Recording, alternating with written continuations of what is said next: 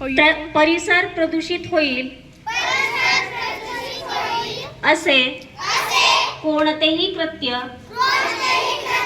मी करणार नाही। तसेच असे कृत्य कोणी करत असेल तर त्यापासून त्याला परावृत्त करण्याचा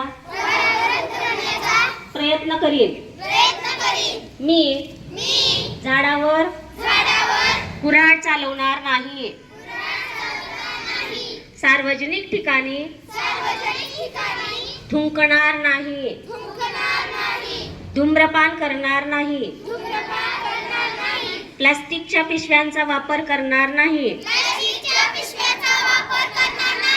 जमीन, पाणी, हवा, वनस्पती आणि ऊर्जा यांचा अतिरेक व अवास्तव वापर करणार नाही।